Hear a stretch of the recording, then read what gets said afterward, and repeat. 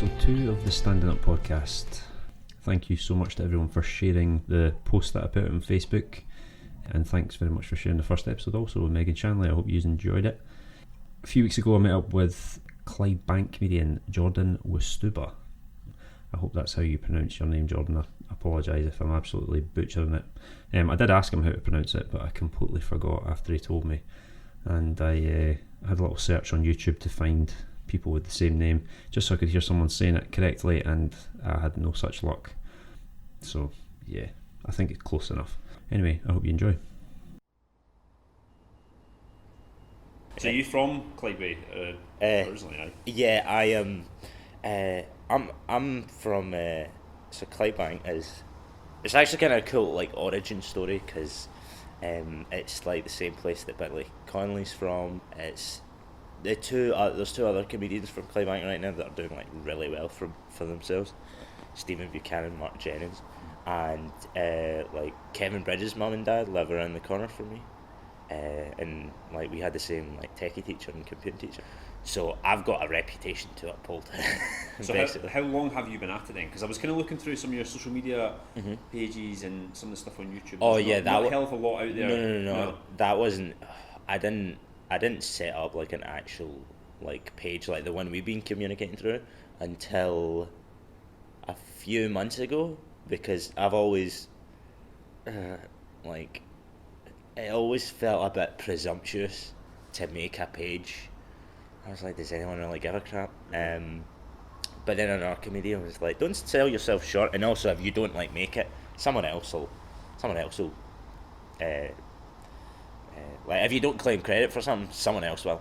But I've been doing it for about 3 years now, but not in the frequency that I'd like. So like I lost count a long time ago, but I'm probably like 160 plus gigs, which sounds like respectable, but 3 years, that's nothing. Like a lot of people will do 100 gigs in a year.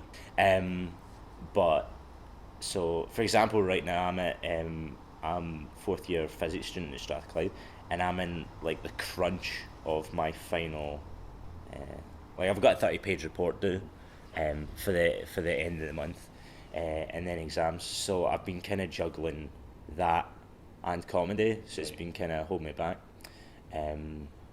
So yeah, technically 3 years, but not like full time at it 3 years. So what made you decide then to finally give stand up a go? Have you always thought about it, or? Yeah. I think since I was about 11 or 12, I was like, oh, that would be nice.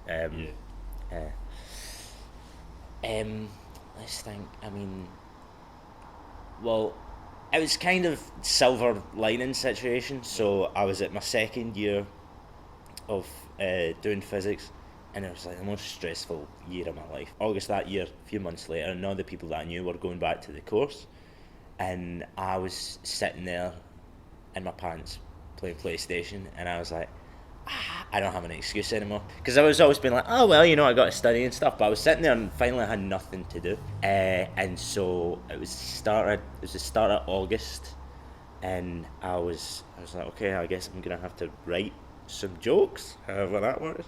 And after 3 weeks I had 5 minutes, massive quotations. I was like, oh my god, those are things that didn't exist, and then I made them up. And then if you just go on Google and type in like Glasgow comedy or Glasgow stand-up, first thing that comes up is The Stand, which is just down the road actually. Their new material, new act night, Red Raw. And so I went and signed up I went and sent an email away saying that I'd like to do that, and they have like an automatic response. It was like, it's all booked up, you won't hear anything for a while.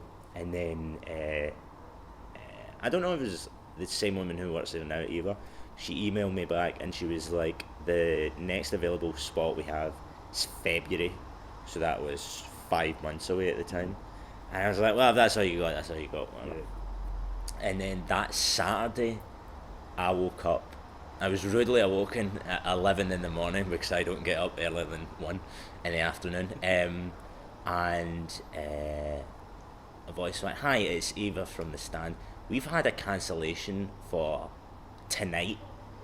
Do you want to come do your set? And I was like, aye, alright. And I hadn't thought about the jokes that I'd wrote in like a full week. But that very borderline, I like nearly said no was like one of the best things I did, because I went that evening and I did it, and it was terrifying, but it went well. Like, I wasn't good, but see at the stand, see at Red Raw stand, it's like the funnest night you can do in the city.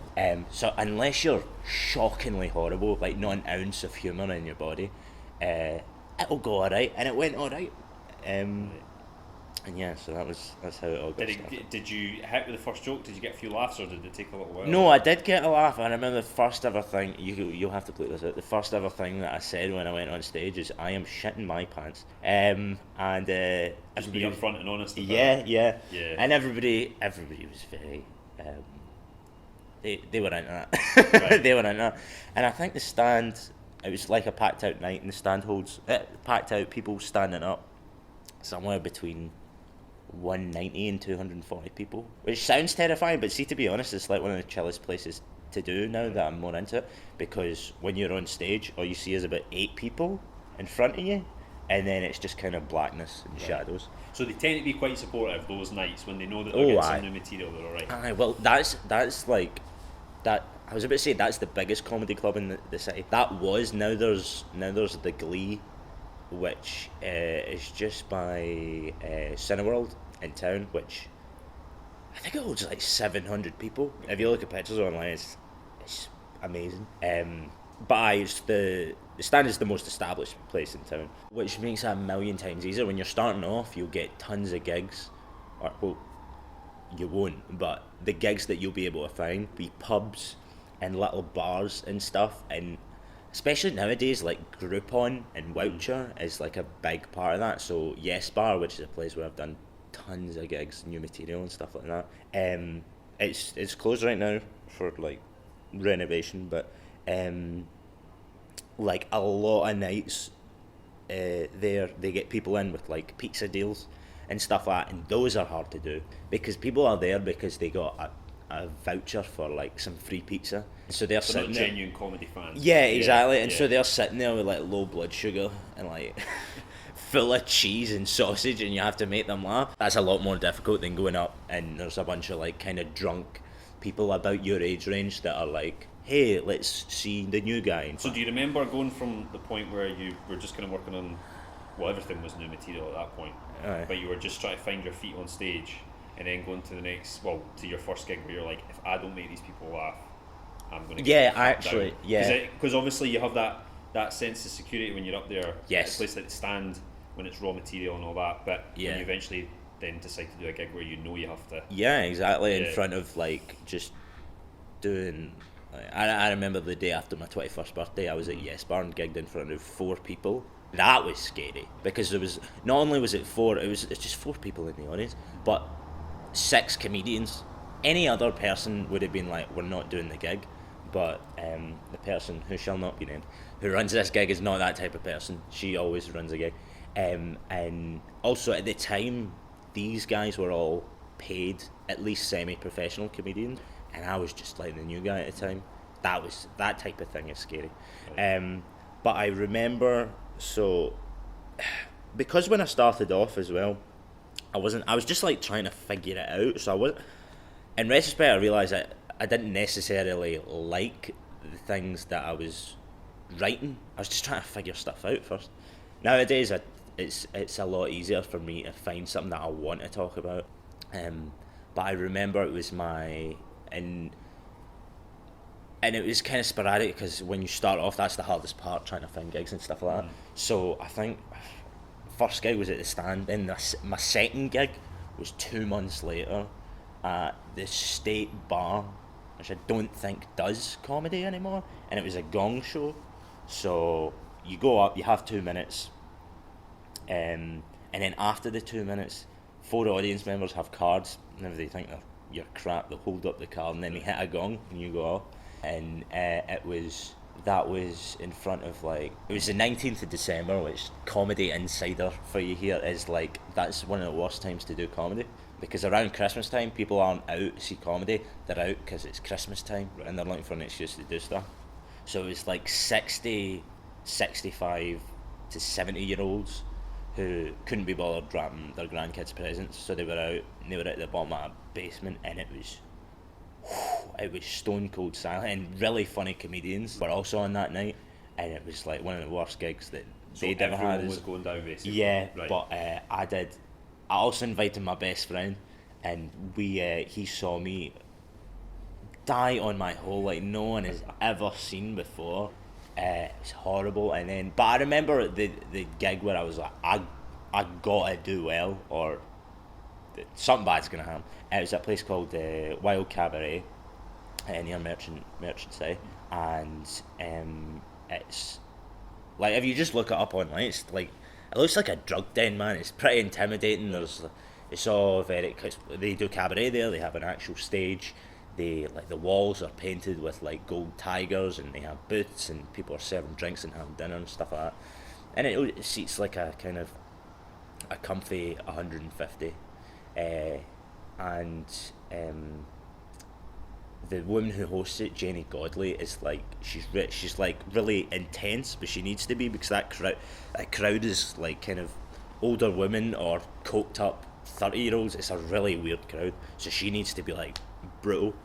And I remember standing at the edge of the stage and looking at it. It was my 6th gig, and I remember looking around and just thinking, I could just run away right now. But I didn't, and I went up and it went well, and I was like, that was an achievement right there. And I was thinking, if I could do that, because that is, I can't remember a time aside from that I was like as scared of doing something like Fight that. or flight almost kicked in. Oh no, absolutely. I was like, just run away right now, because it's scary. This is part of the reason why I'm doing this. Is I love stand up. I've no intention of doing stand up myself, and I never will. But I just wanted to try and interview comedians to get a sense of what it's like to go through the process of getting on stage, writing jokes, and those nights where things don't go as planned. Because I perform myself. I'm a songwriter. I sing. Cool. Play music. If I make a mistake, I can cover it up quite easily, and the crowd are typically none the wiser. Just say, it was jazz. Aye, but stand up, it's like you get up there and you're on your own completely, and it just must be what an amazing experience. But yeah, absolutely terrifying, especially when you first start out. Yeah, well, it's funny how those, like, your perception of it and all that stuff, that changes over the course, and especially your own point of view of your own success, or what you would consider, quote, dying on stage or whatever. So like yesterday, was doing a new material weird night in like a little bar off Grassmarket, and it was that same type of, it's one of those gigs that you'll be doing in your first 3 to 12 months, where it was a really small venue. I say venue, it was a room that at max holds like 20. There was some ridiculous, there was like 18 comedians on, ludicrous, all doing 5 minutes, but still that's a lot of time. And it was, I think I hadn't eaten in like 8 hours, and I was stressed and I was tired, and I was so like, and I got on, I was like number 11 or something, and I went up there and I did fine, but like my head wasn't in it. And it went fine, and afterwards, like, the guy who was hosting it, he was like, good set, man, but I was like, nah, that was terrible, I was shite. And whereas like a couple of years ago, I could have done a set that was like 30% as good as what I'd done the other day, like, yes, that was the best. But nowadays it's like, no, that was I know how well I can do, and that wasn't. The bar must begin to move up as you continue to do it. Aye. And I also feel like everyone I know, like my girlfriend's an actress, and she's the same as well, where like, if you aren't constantly unhappy with your work, then you're probably not doing something right. I know some really funny guys, like, and they're always like, that was alright, and usually that's a sign that someone is taking it seriously. Have you thought about the acting side of things? No. Actually, I mean, I did voice acting. I have talked to my girlfriend as well, because she's a very talented actress, and I was talking about, I'd like to do that one day, and she's like, it's totally there. Like, you know, like anything, if you practice hard at it. So like, actually before I did any of the comedy, I went and I did some voice acting for a video game, just like volunteer. Didn't get paid anything. Took like 6 months. It was like 650 lines, but I really liked the game, and I was like, the game's called XCOM, and you can pick like soldiers and stuff, and they could be from all over the planet, but they were all voiced by like 7 American dudes. So the people who were making a big mod for the game, they were actually getting help from the developers. They were like, hey, we're looking for voice actors, like English, South African, so they could all match it up. And I was like, at the time I'd done a short stint at the student radio at my first year at uni, and I was like, I'm Scottish, I've done radio, here's what my voice sounds like. And then they had me on, and I did that. It was cool. And so I have always thought at the back of my mind, I was even thinking on the way over, like, that would be something good to do. Although my girlfriend said you could practice that and you could do really well, or you could just get famous and then they'll put you in movies anyway. Yeah. This is true. Yeah. So maybe take some classes in the future and just see what Yeah, happens there. yeah, absolutely. Especially now that university is winding down and I'm putting all my energy into comedy and entertainment and stuff like that. Absolutely. So the bit I seen on YouTube was from a club called Hot Water in Liverpool. Oh, Club? they put that up? It's up there. Oh, jeez. You've never seen it? Right, no, I haven't. Found it. I haven't. I've done some research, Oh, or what I could. Shocking that. So that, I think that was 2017. Oh no, that was 2018. last October. Right. There was, so that was a 3.5 hour drive. That was me and Tarian Boyd, the guy I mentioned. Me and him went down there, and there was, and I've been told how good Hot Water comedy is, and Right. it is. There's a guy. Oh, what's his name? There's a guy who hosts there often. Paul. Oh damn, I can't remember his name. Paul something. He's basically like Kevin Bridges of Liverpool. If he hosts a night, it's gonna be Big. It's gonna be killer.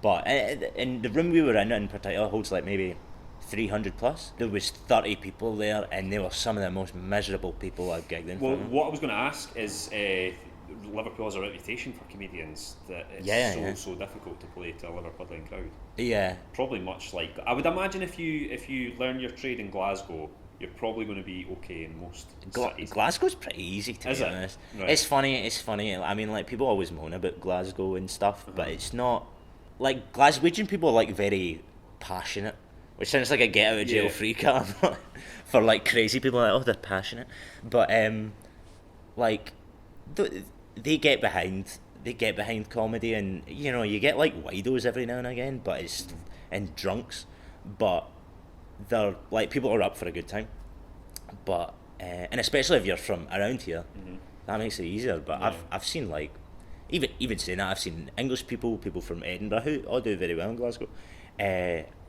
but and I wouldn't say too much, because that night I did in Liverpool was like, it was Well, just that's where I was going to go. What was it like? What was the experience like playing down there? I mean, you only got 6 minutes, I think the video was Yeah. 6 minutes, and the audio wasn't great. Yeah. So I originally signed up because I don't have any video fit. Well, I do, but it's like 1.5 years old. It's not representative of my set anymore. So I was like, hey, I'll gig down in England and I'll get a wee free video out of it. But we got there, it was, the place smelled awful. I don't know why. I've never played in a comedy club that smelled so horrendous. There was 30 people there, and they were just, there's a certain type of atmosphere in a room where, you know, as soon as they go, that's been the night, everyone, thanks very much, we'll see you later, everybody shoots up and leaves as quickly as possible, and that's exactly what it was like that night. As soon as the MC said thanks everybody, they just like shut up and out. But they was just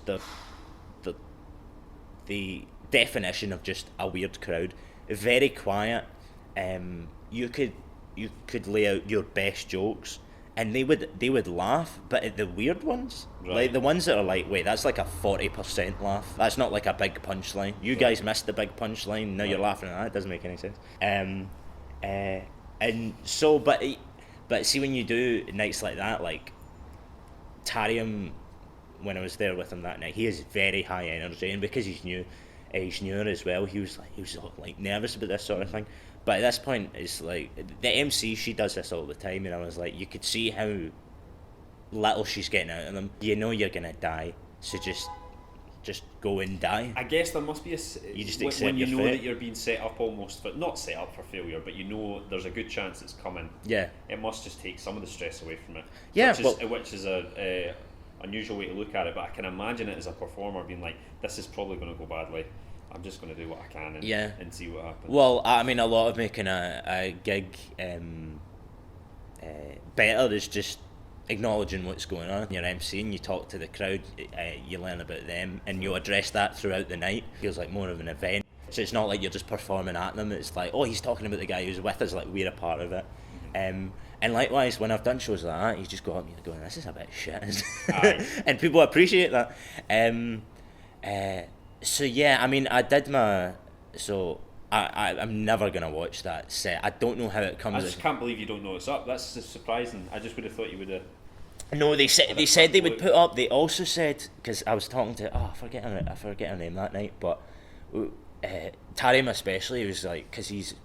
I don't know if it's because he's got ADHD, but he's like on all the time, and he's on social media, and he's like posting videos and stuff, and he was really nervous, and he was talking to him, he was like, when's the video going up, and all that stuff, and the MC went, I know the night was crap, don't worry, we overlay like laughs over it, and also you're not an arsehole, so they're not going to make it look bad. But I'm not going to watch that video ever. The only issue with the video is, and I didn't mean the audio in the comedy club, I'm sure it was fine there, for like the first 3.5 to 4 minutes of the video, you can barely hear it. Really? So I turned up full volume on my phone and on my computer and I was listening to it. For the first 4 minutes of the set, you can barely hear anything, and then the sound seems to come on, so it's like they've had an issue with the mic. But you can get the jokes and you can hear the crowd, but it was just a good way to kind of have a listen to some of your material and stuff. Oh Jesus! Back to sort of dying in the hole, as you said earlier. Over time, how have you kind of dealt with the crowd when they aren't kind of on your side? Have you had many heckles and stuff like that? Because again, it's something else that I think people who don't do stand up, when they imagine that situation, they think that's very common. They think it's common, but also that would be the most scariest thing, with someone who might be actually particularly quick. And is trying to challenge you in front of everybody. Well, the thing is, that is what everyone outside of comedy thinks of. Yeah. But it's like one of the least problematic things there are, because the people who heckle, they usually aren't. I mean, the type of person that they're thinking of, someone who's like, oh, I'm going to be the funny guy, is usually quite rare.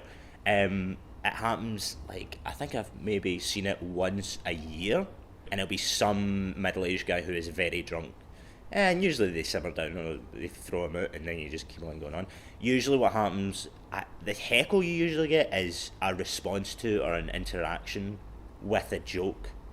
So usually, because of course it's like my style as well is, I wish I had a more representative video, because but my style as well is more, especially the bits I've been doing lately, is kind of more conversational, and stand-up can be very conversational, and a lot of people don't get, I mean, of course you're on stage, the style is kind of laid back, and it's like I'm having a conversation with you, but you shut up, because I'm the guy who's talking. So the heckles that I usually have is just like someone going like, oh I, or like kind of being like, oh my mum does that as well, or whatever, but you usually just quickly go like, oh that happens to you as well, and you just kind of have a wee quick interaction and move on. Heckling really isn't something that comes up a lot, and I think for me as well, I don't get heckled a lot. I know people who get heckled a lot more if you're American or a woman. As a woman, really? Yeah. Not like sexist ways. I think female comedians just have like more to prove because of the reputation of the stereotype of female comedians aren't very funny, but that's usually because there aren't very many, and so the ones who do pop up, there's like, because there's a lot of male comedians that are shite as well, and they just have to deal with more. But usually at that, it's not even gonna be like vicious heckling. It's just there's gonna be a slightly more antagonizing behavior, towards that. But like personally, I haven't dealt with that much heckling. Also because people seem to think my style is like very laid back. And Christopher McArthur Boyd, I was first on. He said, like I said, fake it till you make it. And if I force myself to be like as calm as possible, and like I quite like to sit in a stool, like kind of old timey comedy, that usually helps. And also that puts off people heckling. Like if you're confident enough to like just literally like sit and relax as you're telling the jokes. I mean, it depends, you know, like if the crowd's like really dead and you need to be energetic, then obviously you wouldn't do that. But people don't really heckle me. And in fact, the last time I did a Glasgow Comedy Festival show, a guy came up to me afterwards and he gave me a fiver and he was like, "That's for not making fun of me." And I was like, "I didn't even see you." So there's something about my face or whatever that people think I'm gonna have a go at them. You're gonna rip shreds at them. Yeah, but personally, it's not a thing that is that's really affected me. It's more about shutting down drunks very quickly if they do heckle, which, like I said, is pretty rare. The night the interview I had with Megan Shanley a few nights before that, I went to see it at the Gilded Balloon. Oh right. In Edinburgh. Yeah. How is it, by the way? I haven't been outside. It was really good. I mean, it's a really nice venue. Yeah. I think that was the first comedy night that they'd done, Belter Comedy. I think that was the first one. Right. I'm just in talks with them right now. Are you going to go and play a show there? Are you going to go and play there? Sorry. Yeah. We're going to see if we can get organised. Right. I know it's a nice venue. I mean, that first night there was maybe 20-25 people there. Yeah. It was a good atmosphere. But there was one guy who, again, it was funny you say middle-aged drunk man, it was that kind of thing. And he, to be fair, he didn't necessarily heckle, he was getting involved with the comedians a little bit. Yeah. There was just a few awkward moments where you kind of felt it could go one way or the other. Really? This guy's either going to be fine or he's not. Right, I get what you mean. I forget the comedian's name, Billy Billy Kirkwood. Yeah. He was doing his donut thing. Have you seen him do donuts? Krispy Kreme's throwing donuts into his mouth, so he stands on stage and he gets in the audience. I haven't seen that before, no. Maybe it was new for that night, but he asked this guy to do it, and it was all fine. It was all fun and games. He was throwing the donuts and he was missing all the time and blah blah blah. And they were kind of, they were just going back and forth together. And he was making a few. The audience member was making a few sort of snide comments, but nothing to the point where you thought this guy's going to be a belligerent arsehole when he came out the door. Yeah. And then Megan came on, and there was the empty box of donuts, and I don't know if she asked him to pass the box or something. He just stood up and threw it at the stage, and that just kind of put everyone on edge a little bit. Yeah. Like, how's this guy going to behave? Yeah. And she said herself, I mean, if he'd continued to do what he'd done, they'd probably just have to tear him a new one. But he kind of settled down after that. But it just gives the night, I mean, especially on a night where it's pretty quiet anyway. Yeah. There's not that many people there. It gives it an odd atmosphere, and it's, I don't know if does that maybe help with the comedy? Does that maybe almost, even if it's just nervous laughter from the audience, like no, that's a worse thing. You don't want nervous laughter. You don't want nervous laughter. No. Not for you anyway. If they're not if they're nervous for you, then you're in trouble. Yeah. No. You always want people to be confident. If someone is unsure, that's like the last thing you want. Right. And I think that's the other thing as well. Like, that's one of the reasons why I like being, like, trying to be as chill as possible, because then, like, a guy like that, he won't feel like he has anything to prove. Like, if I'm pure, like, relatively low energy, and if he does something like that, and you're like, what, like, people would just be like, what are you doing? We're in the middle of something, you know? But in nights like that, no, you don't want nervous laughter, but like an event, a night like that, that'd be trickier, because if you say it's like 20-25 people, and there's an awkward dude like that, like, that's only like a classroom full of people. If that was like 200 people, like the rest of the crowd wouldn't be like, get this guy out. But in 25 people, you have to, in nights like that, to like make it really lively, you have to get to know everyone individually and make them more a part of the night. If it's 200 people, you can just have a wee joke with a couple of people, and then the energy of the room is so good, you can just keep on telling jokes. So if in a small room, if there's like a dodgy guy, that kind of breaks the whole, we're all pals, we're all having like a wee kind of house party atmosphere. Because I mean, the MC straight away, I was sat at the back, and he was like, no, everyone come in, and I was like, exactly, I'm fine, and he was like, no, I wasn't asking, and you but I'm glad he did, because it did make it feel more like we were supporting the comedians as opposed to just sitting at the back. like nervous. Yeah, exactly. What's going to happen? Because I mean, to be honest, another reason why I'm doing this is I haven't been to that many stand-up. Not that many live performances of stand-up. I went to Bill Burr the other week there. He was playing in Glasgow. Really? Oh, I love Bill Burr. So I've seen some of the sort of big headliner type comedians. Yeah. But where was he playing? He played at the Armadillo. Damn. I heard about that, but I saw the tickets, yeah, and I was like, really good. I saw him in the Fringe a couple of years ago, and I was just, He is actually my favourite comedian. Right, me too. I think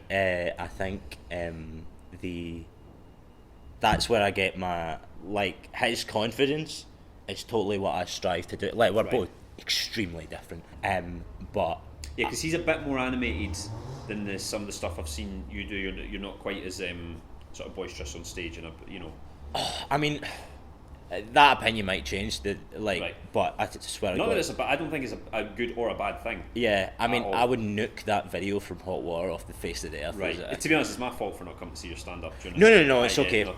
It's okay, man. It's been busy. Like for example, I saw him with a friend at the Fringe a couple of years ago, and it was just a big gymnasium, some venue in the middle of the Fringe, black curtain, stool, bottle of water, microphone. It was in kind of cool blue lighting. There was no warm-up act. There was no announcement. The music stopped. The lights went on, and he walked out. And I was like, "That's what I like. That's just pure stand-up. There's not like getting excited. Please welcome your 30-minute opener that you've never heard of." Yeah, and I don't think even comedians sometimes come onto a song or a tune, and I think he has in the past, but. No, he just walked out. He just walked out, and I mean, it's with Bill Burr. I've followed him for years, and I know how well he does in the States, and I know he's toured around Europe a little bit. But I was almost nervous for him because I was like, I think I don't think you need to be nervous for him. No, I mean, definitely not. But like for American comedians coming over here, you often there's that anticipation. How's this all going to go down? Yeah. And I swear to God, after the first 5 minutes, he was just away. Aye. And it is that sense. I'm just going to walk out here. I'm going to say what I need to say. And fuck off again. Yeah, he did, and it was great. Exactly. It was so casual. Confidence. Yeah.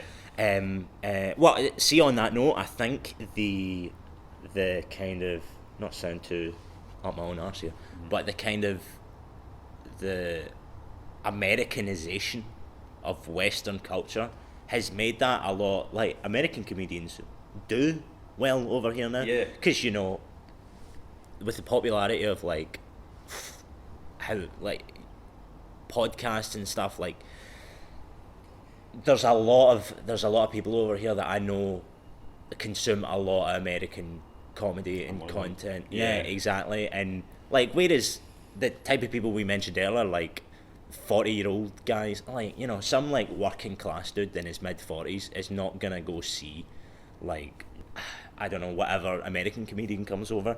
But people are like quite comedy literate. They know who's doing well, they know who's funny, they know who they like, and there's already, you might have seen them on a TV show, heard them on a podcast, seen them in a movie or whatever.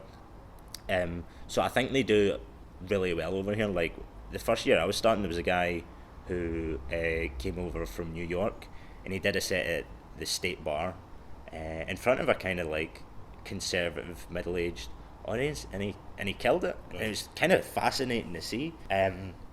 But yeah, it's kind of nice, to be honest, because that is my favourite. I think that attitude that a lot of the American comedians have is like my favourite. Yeah. If I watch comedy nowadays, it's usually American. Yeah. I'm the same, and it is pure, as you say. It feels like more pure comedy. Yeah. Where it doesn't feel too contrived. Yeah, and I think this is from what I can understand, some of the comedians who make a good living from stand-up, but maybe aren't necessarily considered household names. So some of the who are fantastic comedians, but when I hear them in interviews, I do feel like there's it's not maybe not a bitterness, but a sense of they're a bit confused as to why some of those top comedians are where they are, because it is quite contrived and there is a lot of Yeah, I mean, see, for example, I did a gig at the Stand last month, and there was a couple of guys on who'd been on live at the Apollo,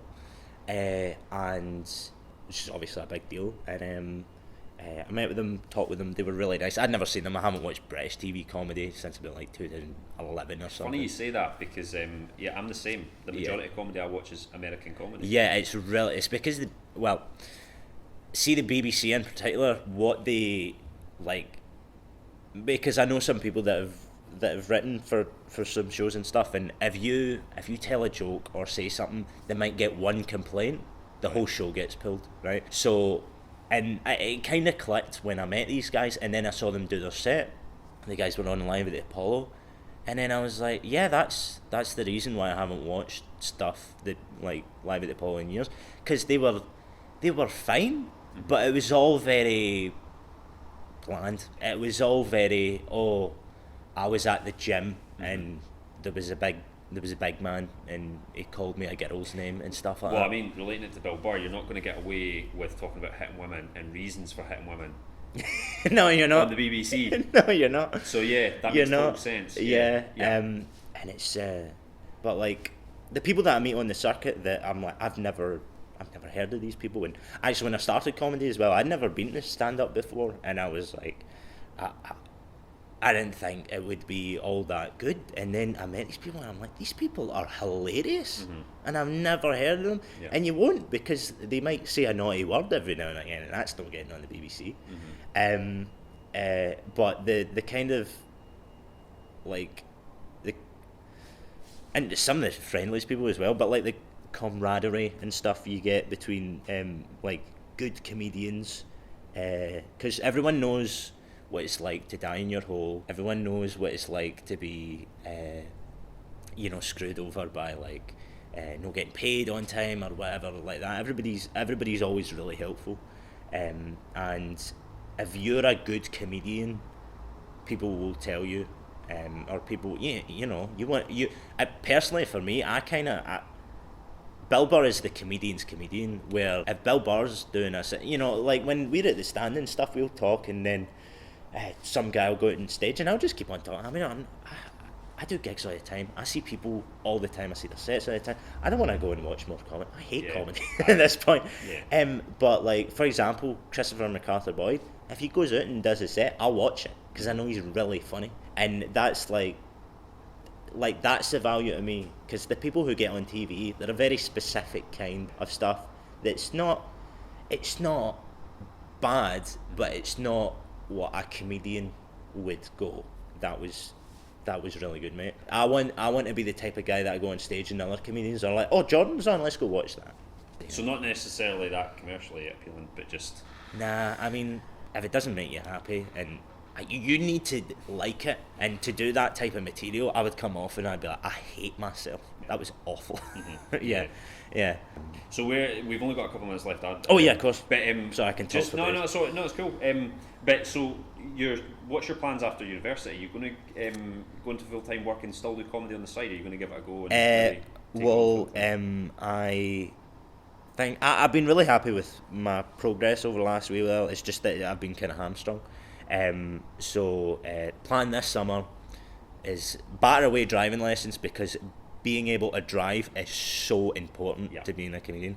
And then I will. I'm gonna gig further afield. I'm gonna try some places in north of England, and depending on how the Fringe goes, if I do get something at the Fringe organised, that's fine. If I don't, I might go over Ireland and try a bunch of stuff. I met some Irish comedians who were like, "You're ever over? Give us a shout." And apparently the scene there is quite good. There's lots of clubs there. So, and just get that battered away. Right, just take it as it comes. Yeah, and obviously get a wee job on the side. But basically, I'm at the point now where I can at least get paid gigs that cover the cost of, say, going to Ireland. So I should at least not lose any money from that. But that's the idea. I hope so. Yeah, I hope so too. All right, well, that's great, mate. Cheers, man. If you want to go and see Jordan live, you can follow him on Facebook. His page has all his gig dates on there. He's actually got a show at the festival this year in August. The first date is actually the 31st of July, but he'll be playing all the way through to the 26th of August, and it's at the Gilded Balloon. Okay, thank you so much for joining me for the second episode of the Stand Up Podcast. Hopefully the third will be out in a few weeks, but until then, take care.